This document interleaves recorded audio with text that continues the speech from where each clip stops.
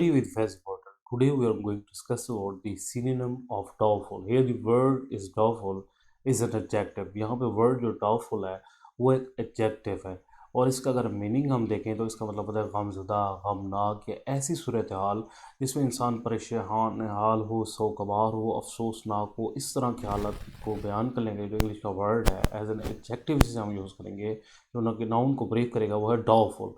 तो word doubtful गमज़दा तो इसका हम मायने देखते हैं कि सिनोनिम हम मायने होता है सैड, उदास, हैप्पी, खुश, फेमस, मशहूर, एनमी, दुश्मन। तो इसका हम मायने जो है वो सैड है तो हम यहाँ पे सैड लगाएंगे। अदर वर्ड्स देख लेते हैं जो इससे रिलेटेड हैं जो इसके मीनिंग के मिलते जुलते हैं वो है चेयरलेस। हेयर द वर्ड इज चेयरलेस का मतलब होता है बेचैन। इफ्लेक्शन, हेयर द वर्ड इफ्लेक्शन का मतलब होता है मुसीबत ज़दा। और यहाँ पे मॉर्नफुल, एंड मॉर्नफुल का मतलब होता है सोगवार। वावफुल, हेयर द वर्ड इज़ वावफुल का मतलब होता है अफसोसनाक।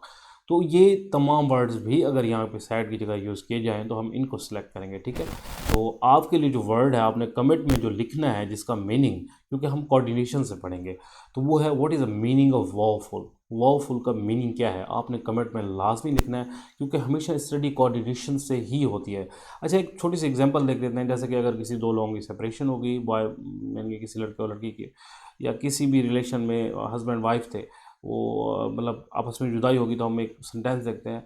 लड़का कहता है उसे कि व्हाट्स अबाउट मी, मेरे बारे में क्या ख्याल है। He asked in a doubtful voice, उसने पूछा अपनी गमज़दा आवाज़ में। Here the word doubtful is an adjective.